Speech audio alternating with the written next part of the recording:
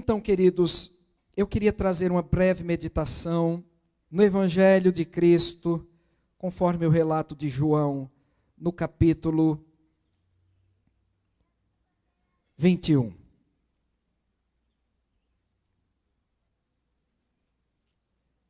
João 21, eu peço que cada um dos irmãos possa abrir a sua Bíblia, por gentileza. Abrir ou ligar, né? Se você tiver com ela num tablet, num celular.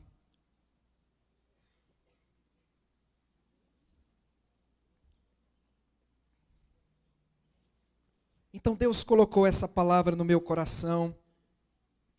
Restituição ministerial.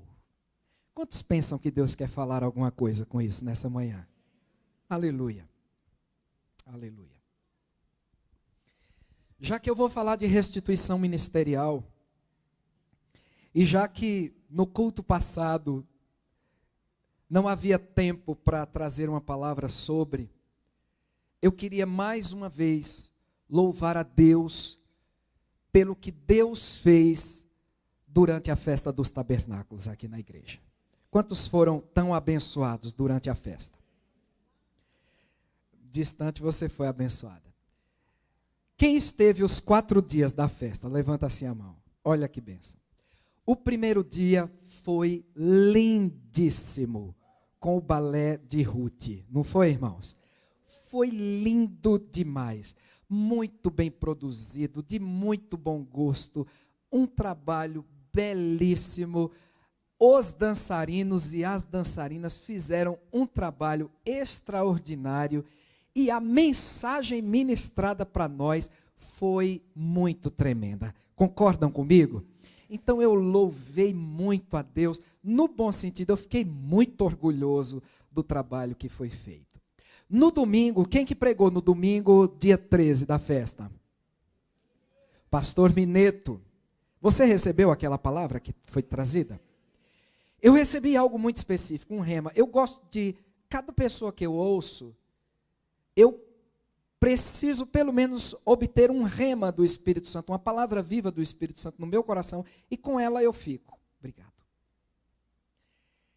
E foi muito interessante quando o pastor Mineto trouxe a restituição daquela mulher sunamita. Eu li aquilo ali. O Sérgio tinha trazido aquele texto, fazia alguns domingos num culto. Mas eu não li, não prestei atenção, sei lá o quê. Mas quando o Mineto leu, eu digo, gente, tem isso na Bíblia? Essa mulher recebeu uma restituição de 7 anos, em que ela fugiu de uma condição financeira terrível, de uma crise terrível, e quando ela voltou, o rei determinou que aqueles 7 anos de peregrinação, ela recebesse todo o retroativo do que o campo dela produziu. Queridos, eu recebi aquela palavra.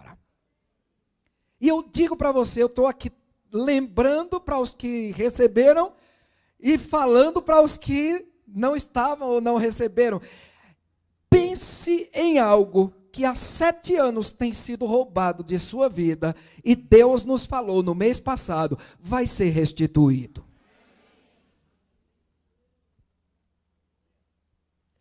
No domingo, no sábado posterior foi o nosso jantar, que é sempre maravilhoso. Esse ano eu não consegui ir de mesa em mesa, porque eu fiquei disponível para os irmãos, e esse ano muitos irmãos vieram a mim.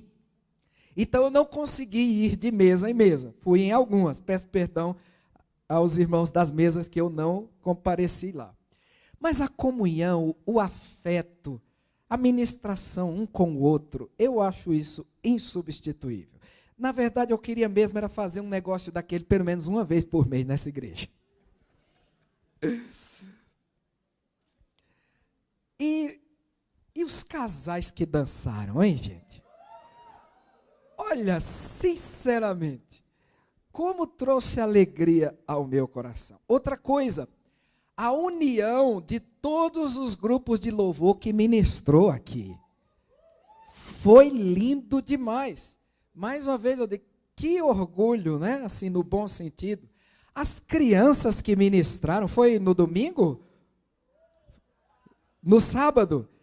as crianças que ministraram, foi muito lindo as crianças ministrando, não foi, queridos? Foi muito lindo. Um trabalho conjunto, um trabalho com o espírito correto, isso é muito maravilhoso. No domingo, o pastor Daniel trouxe uma palavra, enquanto ele pregava,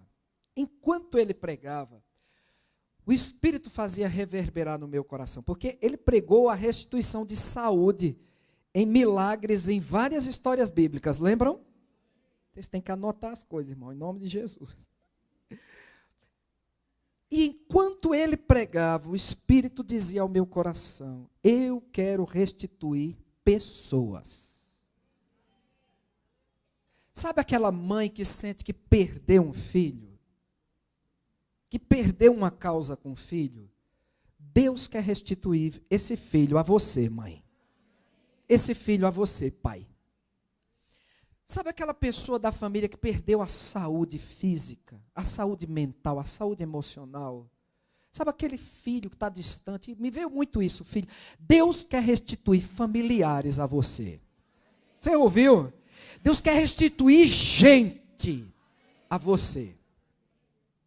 Deus quer restituir gente ao seu convívio, à sua amizade. Sabe aquela amizade que você perdeu e que você sente falta? Deus quer restituir essa amizade a você. Ah, pastor, isso aí já morreu.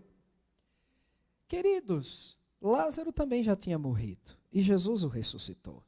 Deixa Deus fazer. Não põe impedimento, não. Deixa Deus fazer.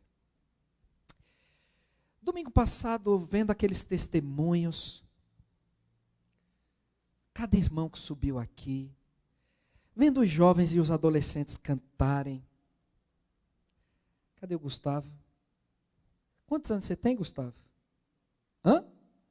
19. Então, quando eu cheguei nessa igreja, o Gustavo estava com 11 anos de idade. Aí eu vejo a Letícia, eu vejo a Bel. Quando eu cheguei aqui, há 7 anos e meio, eram crianças. Aí hoje eu vejo ministrando louvor. Me dá uma emoção. Me dá uma... Eu estava anestesiado assim domingo. E eu dizia, meu Deus, que sensação boa. Meu Deus, que bênção ver cada ministério atuando nessa igreja. Essa sensação que me dá. Às vezes eu me sinto como um pai. Os filhos, às vezes, lutam entre si. E o maior gosto de um filho, às vezes, é quando chega em casa, detonar o outro e o pai brigar, né? Com o outro. Já aconteceu com vocês? E o pai disciplina quando é necessário, não é? O pai corrige os erros e a rota dos filhos quando é necessário, mas o pai corrige com amor e continua vendo o potencial dos filhos. É assim ou não é? É esse sentimento que eu tenho com os irmãos. É esse sentimento que eu tenho com cada pessoa que se levanta para servir nessa igreja. Amém? Nós tivemos um encontro no sábado passado, que foi majoritariamente dos jovens. E eu tive o prazer de ministrar no finalzinho da tarde. A Priscila falou, pastor, ministra sobre esse tema. E eu nem vinha, mas durante a semana eles falaram comigo. Então, o Gustavo, a Priscila, a pastora Marta, o pastor Sérgio, a pastora Cida, a pastora Inês ministrou.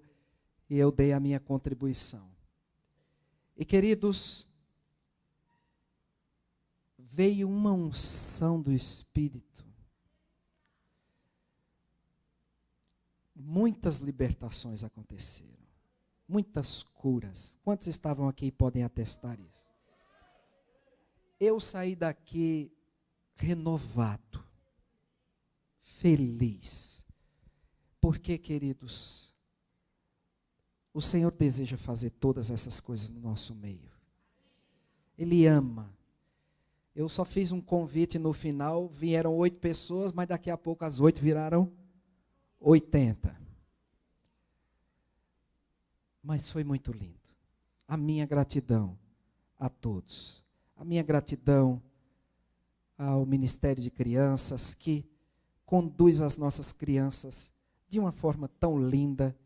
Eu acompanho o crescimento da Israele, as aulas que ela traz, o retorno para mim, as maquetes que estão fazendo, dos cultos, tudo. Toda essa minha introdução foi para falar em restituição ministerial. Na nossa sociedade, quando nós falamos em ministério, uma das primeiras coisas que vem na nossa cabeça, às vezes, é o escalão ministerial do governo. Homens de paletó e gravata, salários altíssimos, pompa, privilégios e gente para servi-los.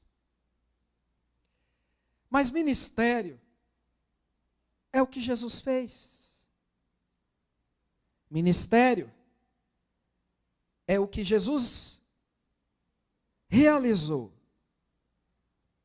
Quando os seus apóstolos discutiam entre si quem era maior, quem sabia mais, quem tinha mais para dar, quem tinha que ter a proeminência entre eles.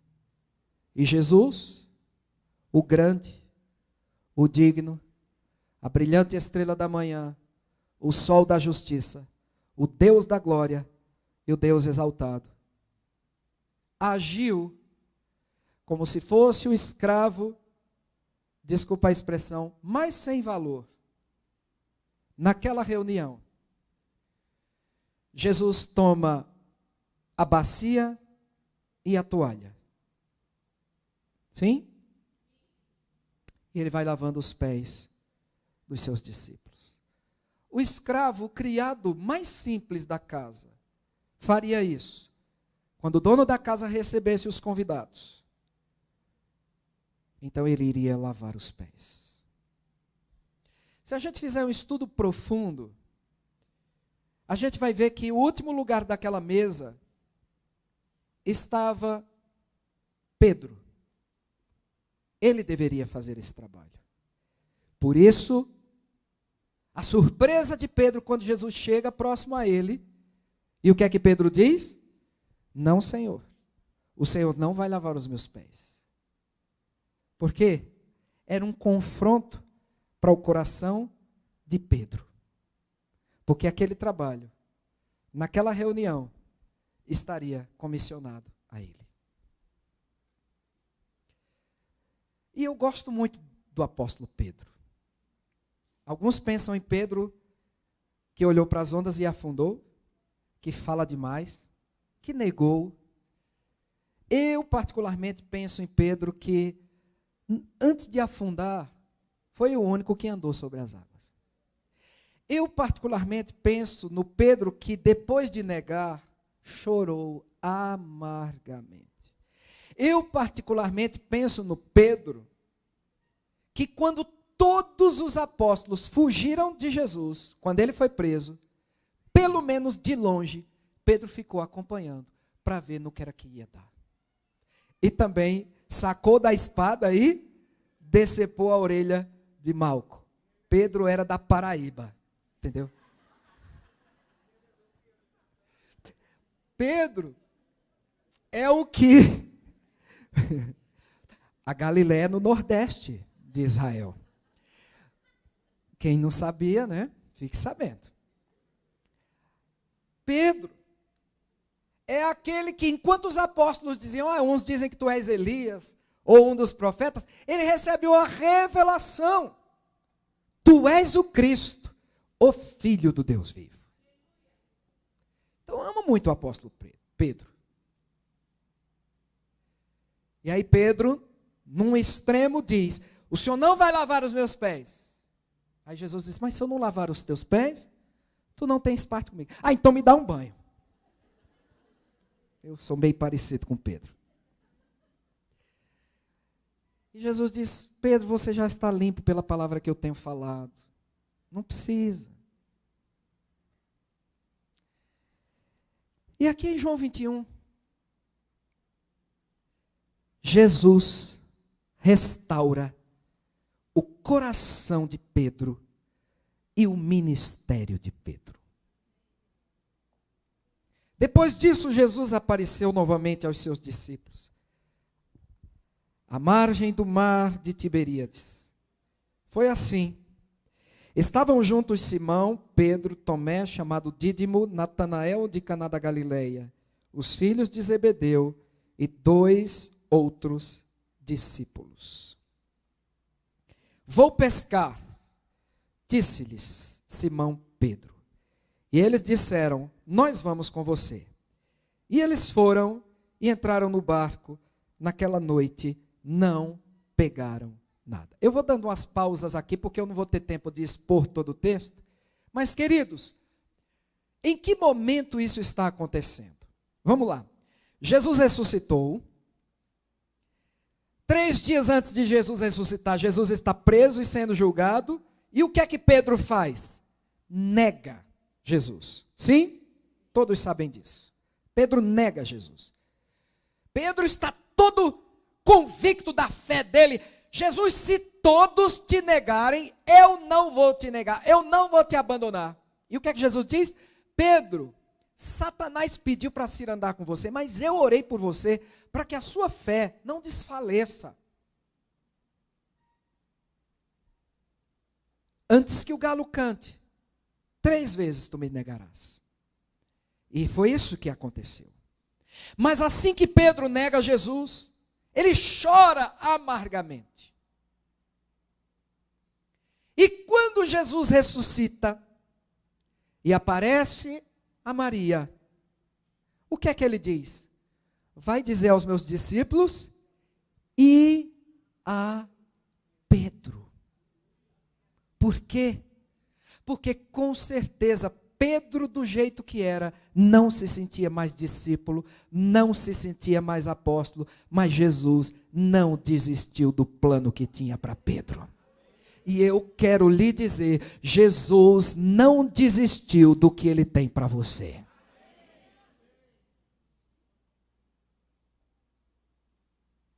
Pedro corre ao sepulcro, sim?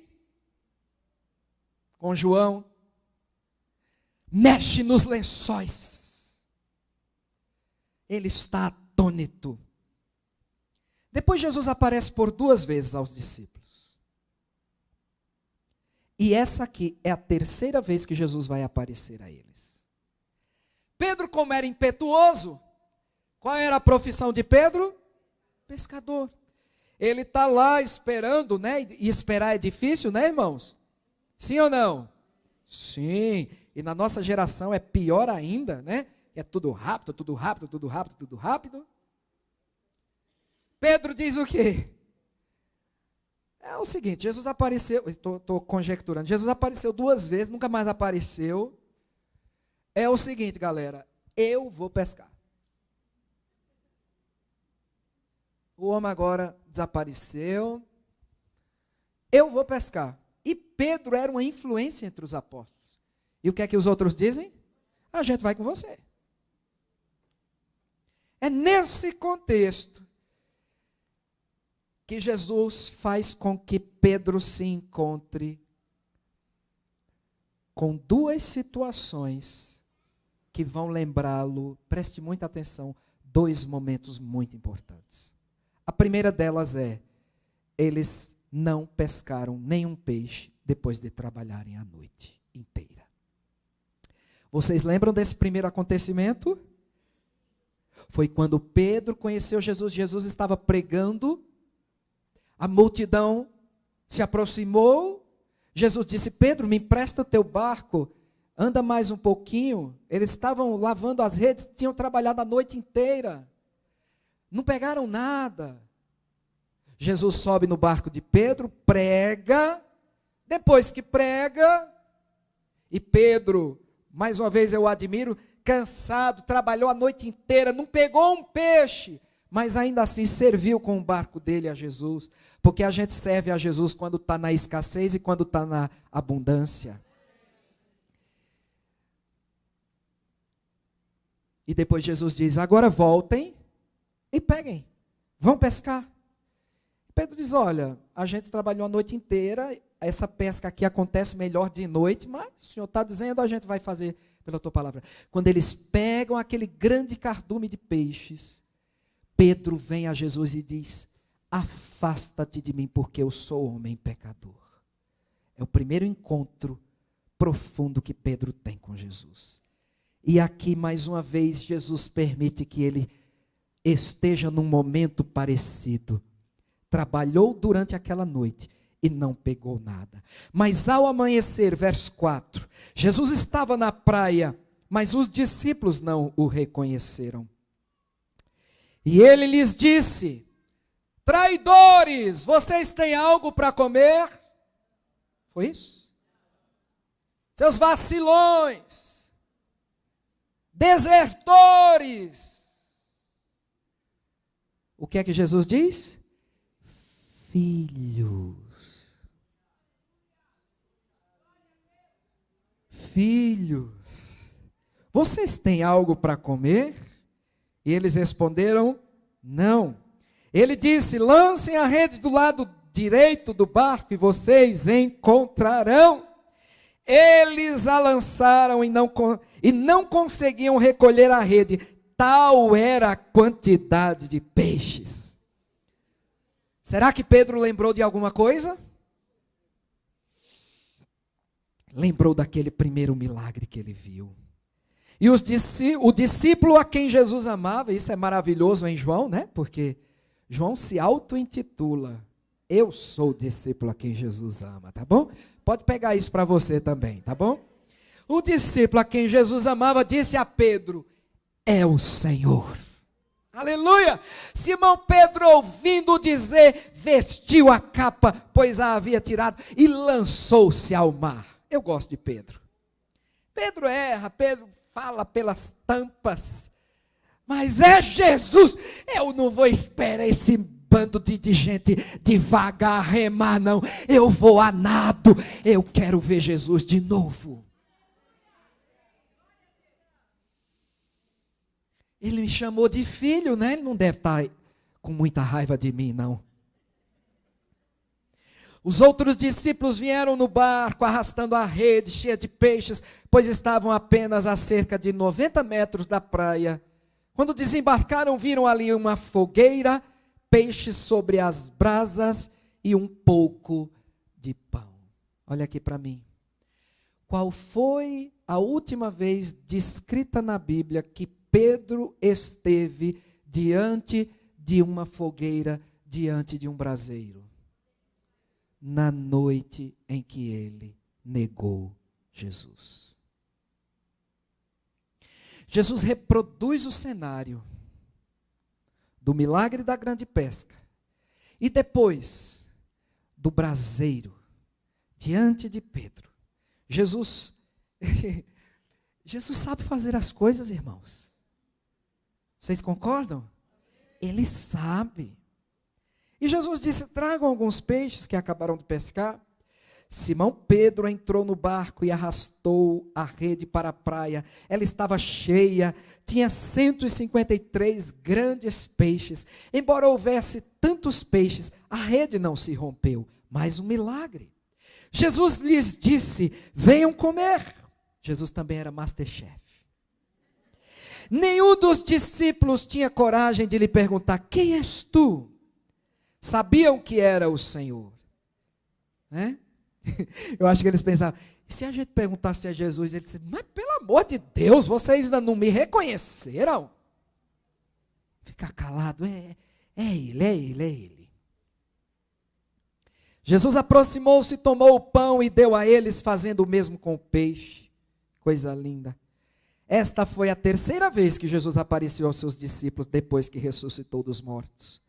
Depois de comerem, Jesus perguntou a Simão Pedro, Simão, filho de Jonas, filho de João, você me ama mais do que estes? Por que Jesus perguntou isso? Por que Jesus complementou, você me ama mais do que estes? Porque antes de Jesus ser preso, Pedro disse o quê? Se todos te abandonarem, eu vou continuar do teu lado. Em outras palavras, ele diz, eu sou mais corajoso e eu te amo mais do que todos os outros apóstolos. E quantas vezes a gente se acha melhor do que os outros, né, irmãos? A gente acha que tem uma fé invencível, um preparo inigualável aos outros. Aí Jesus diz, Pedro, na verdade, Simão, filho de Jonas, você me ama mais do que os outros? No grego existem 4 palavras para amor. Eu quero falar de 2. O amor filéu é o amor fraternal de irmãos. O amor ágape é o amor de sacrifício. E o que Jesus pergunta a Pedro é, Pedro, agapau é o verbo. Pedro, você me ama com amor sacrificial a ponto de morrer por mim? Mais do que os outros? Pedro diz o quê? Sim, Senhor, tu sabes que eu te amo. Mas Pedro não responde que tem amor ágape. Pedro responde que tem amor filéu. Jesus, eu não te amo a ponto de dar minha vida. Eu não estou pronto. Eu te amo com amor de amigo, com amor de irmão. Eu gosto do Senhor. Mas Jesus diz, no finalzinho do verso 15, cuide dos meus cordeiros. Verso 16, novamente Jesus disse, Simão, filho de João, agora Jesus não pergunta se ele ama mais que os outros, mas ele pelo menos pergunta, agapau, você me ama com amor sacrificial, amor ágape? Pedro responde, sim, Senhor, tu sabes que eu gosto do Senhor. Eu tenho um amor de amigo, eu tenho um amor de irmão pelo Senhor, mas eu não tenho amor a ponto de me sacrificar pelo Senhor. Mas Jesus responde, pastorei as minhas ovelhas. Pela 3ª vez ele lhe disse, Simão, filho de João, filéu? Por último, Jesus pergunta, então você me ama com esse amor fraternal? Você somente gosta de mim mesmo, Pedro? E o que é que a Bíblia diz? Que Pedro ficou triste. A minha versão que eu estou lendo hoje na Nova Versão Internacional, diz que ele ficou magoado. Por Jesus lhe ter perguntado pela 3ª vez. Aí ele só respondeu assim, Senhor, tu sabes todas as coisas e tu sabes que eu te amo. Disse-lhe Jesus, cuide das minhas ovelhas. O que era que Jesus tinha mais precioso aqui na terra? As pessoas que Deus tinha lhe dado. Lembram-se da oração de João 17? Eu guardei, Pai, aqueles que tu me deste. E agora Jesus está dizendo a Pedro, Pedro, com esse amor, com essa restauração que eu produzo na sua vida, sirva a mim, cuidando do que é precioso para mim.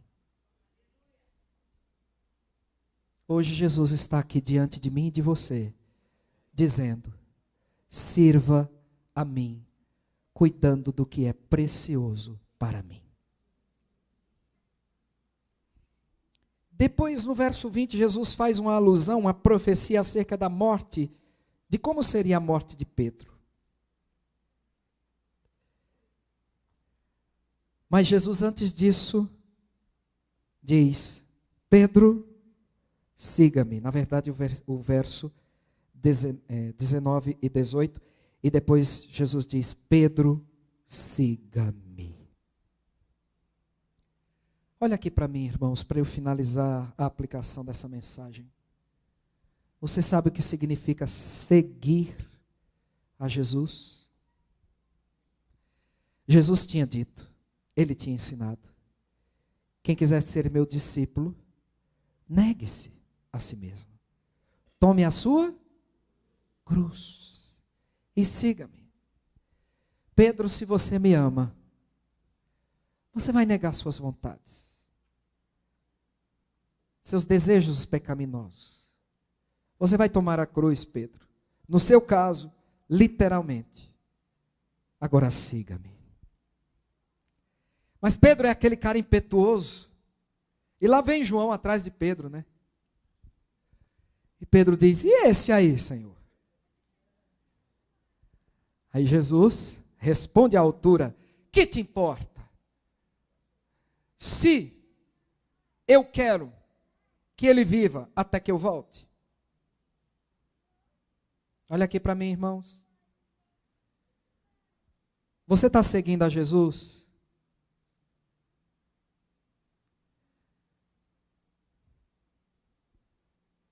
Deixe que os outros tenham as experiências deles. O que Jesus tinha para Pedro, só tinha para Pedro. O que Jesus tinha para João, só tinha para João. O que Jesus tinha para Paulo, só tinha para Paulo. O que Jesus tem de projeto para a sua vida, só você pode cumprir. Portanto, levante-se em Deus. Na caminhada ministerial, muitas vezes nós somos feridos pelo contato com outras pessoas. Somos açoitados pelo que temos expectativa dos outros serem. O meu sonho é que toda essa igreja sirva a Deus nos dons que o Senhor tem lhe dado. Essa semana voltarei a visitar as células. Visitarei todas.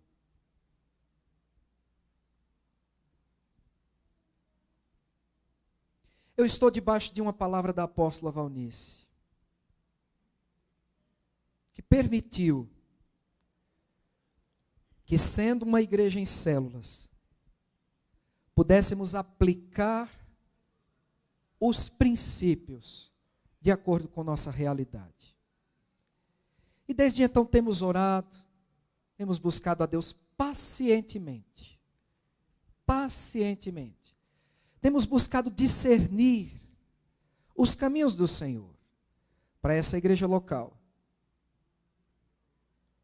Nem todos têm a habilidade para que sejam colocados numa caixinha de reprodução de um método para que sirvam.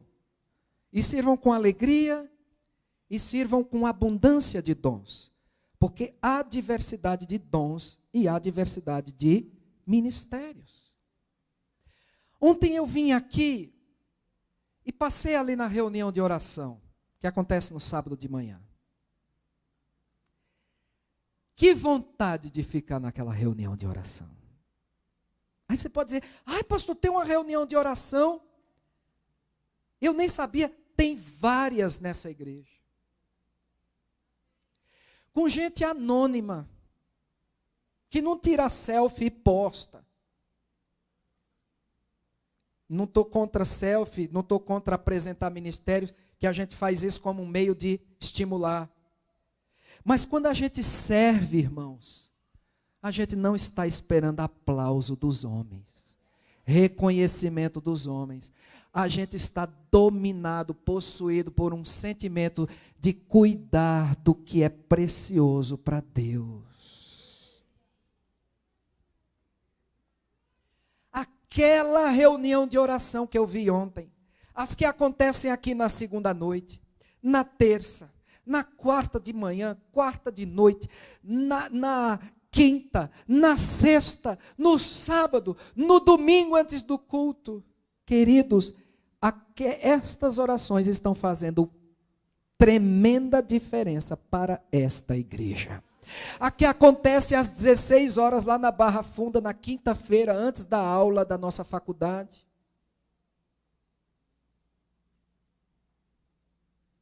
Não espere ser visto, ser reconhecido, ser colocado em algo para você servir. Busque servir. Nenhum grupo ministerial dessa igreja está fechado. Nenhum. Você quer cantar? Procura o Ed, procura a Bruna. Você quer se integrar à banda das crianças? Procura a Luciana. Você quer servir na rede de crianças? Procura os pastores Ivan e Inês. Você quer servir na introdução? Procura o Marcos, procura a Vera. Em qualquer área que você queira servir nessa igreja, eu lhe digo, você tem esse dom. Arregace as mangas, não tenha medo de servir, porque Jesus está diante de você e está dizendo, cuide do que é meu, cuide do que é precioso para mim. Eu vou finalizar porque a hora avança. Houve uma igreja que determinou uma reunião de oração. E tinha uma irmã que não ia na reunião de oração. E ela disse para os líderes, eu gosto de orar sozinha. Eu gosto de orar na minha casa. Eu não fluo nessa reunião de oração. Mas insistiram tanto, que ela perguntou ao líder, me diz uma coisa, nessa reunião de oração, alguém leva a criança? E o líder disse, leva. Então deixa eu ficar orando com as crianças? Deixa eu cuidar das crianças enquanto a reunião de oração dos adultos acontece? Sabe o que é isso, irmãos? É o dom que Deus deu para a pessoa servir. Enquanto eu estou falando aqui, a Andressa faz foto para a gente postar. Olha o culto como foi uma bênção. Aí tem gente transmitindo ali. Eu estou vendo a Patrícia ali que fica atrás daquela tela, de todo aquele equipamento. Você não sabe o duro que essa equipe deu antes da festa dos tabernáculos. Sabe o que é isso, irmãos? Ministério, serviço. O duro que todo mundo deu aqui para organizar aquelas cadeiras. Você sabe quem botou as cadeiras de volta? Depois da primeira apresentação no sábado, depois do próximo sábado que foi o jantar, você sabe quem botou? Eu também não sei quem foi que ajudou. Mas quem ajudou, serviu. Quem ajudou, ministrou. E isso agradou o coração do Pai. Será que eu sei quantas vezes um líder de célula liga para um discípulo, sente falta de um discípulo, ajuda um discípulo? Você sabe? Eu não sei. Mas o pastor daquele cordeirinho que o líder de célula atendeu e ministrou, o pastor sabe. Eu lembro quando nós tivemos aqui quase um ano de capacitação destino. Eu dei aulas praticamente todos os sábados. Mas quem preparou as minhas aulas e me ensinou a dar as aulas naquela metodologia foi a Gessilene. Digitou tudo, preparou tudo, trazia os materiais, sempre tudo pronto, toda bendita quarta-feira. Preparou tudo. Ela está lá quietinha. Às vezes você não sabe, mas a gente está se movendo com uma faculdade teológica. Toda segunda e quinta. Ali que acontece na Marquês de São Vicente. Onde temos usufruído de algumas salas que são da nossa sede. Toda segunda, toda quinta. E um sábado no mês. Estão lá, pastora Neide, pastora Malu. E coordenando as coisas e ajudando os alunos e vendo tarefa todo dia e vendo nota todo dia. E eu nem estou lá no grupo do WhatsApp, mas sei que ele não para 24 horas. Quem vê? Aqueles 20 alunos que estão lá. Mas você está cuidando dos cordeirinhos, cuidando do que é precioso para Jesus. Quem vê o que cada um desses pastores fazem? Quem vê? O mais importante vê Jesus de Nazaré. É por isso que Ele está diante de você aqui nesta manhã. Ele quer restituir o seu ministério. Agora, ministério não é microfone na mão. Ministério não é paletó e gravata. Ministério não é assim, pastor, arruma aí, eu prego, me dê aí 20 alunos. Não, não, não, não, não, não, não. Ministério primeiro nasce, depois a gente reconhece, depois as coisas acontecem. Quantas pessoas quiseram aqui fazer movimentos de oração nessa igreja, mas queria que eu convocasse toda a igreja, e quem não viesse, a culpa era minha. Aí eu vejo esses irmãos anônimos, começando turnos de oração, às vezes sozinhos. A Rosana que veio orar aqui com o pastor Roberto, anos, 6 da manhã. Isso é ministério. Isso é serviço. Quem viu? Só o Ricardo, né? Que tá... Quem viu? Às vezes que o pastor Wagner conseguiu vir, depois de tanto cansaço, de tantas coisas, às vezes que eu vim. Os adolescentes que cantam aqui, todos sabem quem vê. Só os adolescentes, só os jovens. E olhando ali para aquele casal precioso que nós recebemos na igreja há alguns dias, o Sérgio e a Cristina, eu lembrei de uma coisa muito linda que eles falaram. Com isso eu vou terminar, teria muito o que falar, mas não está na hora. Ele me contou que ele se sentiu tão acolhido aqui na igreja. A Aurora pediu para eu não falar o nome dela, nem sei se a Aurora está por aí. Aurora, você está? Olha ali, ela escondidinha. Aí ele me falou, né? Ai, uma irmã que estava do meu lado, perguntou, vocês são novos na igreja? Mais ou menos assim. Vocês são novos na igreja? A gente está vindo visitar. Não, eu vou lá para apresentar o pastor a vocês. Ele, não, a gente... Não, eu vou, eu faço questão. O que é isso? Era Jesus cuidando daquele casal, através de uma pessoa que está aqui, anônima. Queridos, é por isso que eu digo, você chega na igreja, tem alguém do seu lado que você não conhece, se apresente, abençoe a pessoa, talvez seja a única vez que a pessoa vem aqui, seja canal de Jesus para essa pessoa. E assim tem vários servos aqui, uns anônimos, outros que não conhecemos. A gente não vê o trabalho aqui do social, fazendo tantas coisas no dia a dia, para assistenciar os nossos irmãos que precisam. Toda quarta,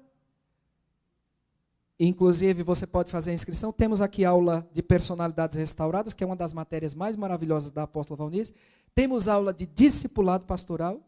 Agora, no sábado que abriu, às 16 horas, discipulado pastoral.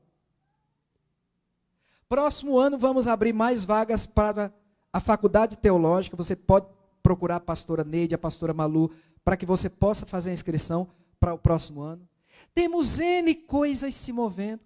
Os nossos funcionários na igreja, os nossos pastores, cada dia aqui. A Renata na Palavra da Fé, o irmão Antônio ali na tesouraria, na administração, o Ricardo, o seu Geraldo. Pensa numa pessoa que deve ser honrada nessa igreja, é o seu Geraldo.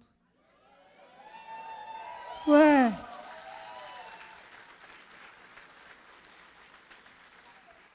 É um homem manso, carinhoso, ainda paga picolé para quem está ali na cantina com a Inês. Houve um dia que terminou a aula aqui, um carro quebrou, ele deu passagem de ônibus para todo mundo que estava. Pacato, respeitador, responsável, alegre, está aqui todo dia, né? 13h ele vai chegar. No culto de homens, que eu tenho oportunidade, na terça-feira, ele fica ali na porta me ouvindo. Está crescendo na fé, tem ainda algumas situações familiares. Amados, todo mundo aqui está servindo, está querendo fazer mais para o Senhor. Amém?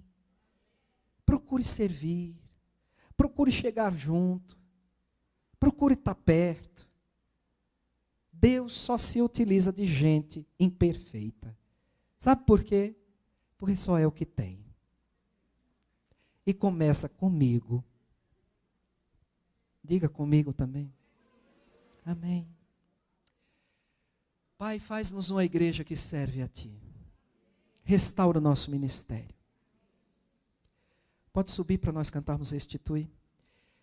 Restaura um coração disposto a te servir, disposto a te agradar. Os pastores podem se preparar para distribuir os elementos da ceia.